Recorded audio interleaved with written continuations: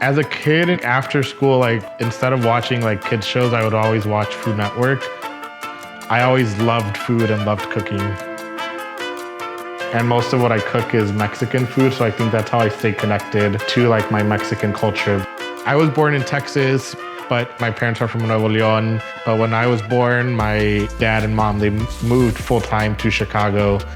After high school, I went to Northern Illinois University and I got my bachelor's in economics, but I never used it.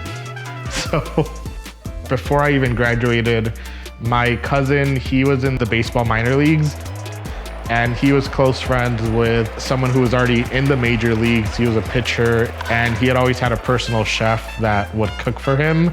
It worked out well enough to the point where after I graduated, I just started working for him. I did that for about 1.5 years, and then once he retired from baseball, I went back home to Chicago and I applied to a whole bunch of jobs. And I got hired at a sales company and I did door-to-door sales. Like we were like knocking on doors even in like -degree weather.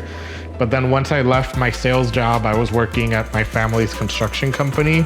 And that's when COVID hit. Like everyone else, I started doing TikTok videos. And after 1.5 years after I was doing content, just for fun, I started doing it full-time. Content creator, influencer, as most people like to say. It pretty much gives me the freedom to do whatever I want. Buffalo chicken tamales.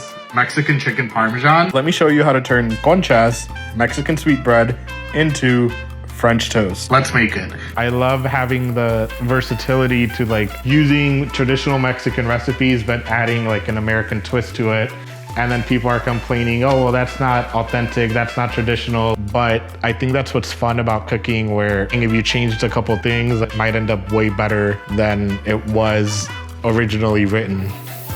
Yeah, I think food is like what glues everyone together, because everyone likes food, everyone enjoys eating food, everyone has to eat food. And whenever it's hot and nice out, we always like to get together and have a carne asada. I also made some frijoles charros with hominy in them, and we have to get an extra big can of hominy and like heat that aside, and like, well, everyone's always fighting to get the most hominy in their bowl.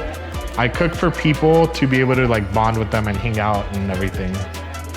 My most significant achievement, I guess it's a tie between two things. I launched my first ever product that people could like buy from me. And then the second one was being invited to the White House, like 10 feet in front of the president. So that's pretty awesome.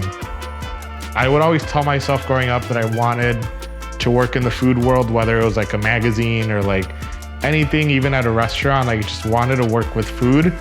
And I made it happen. And now I cook for a living. I cook in my kitchen. Some people play sports for fun. I cook for fun. Good.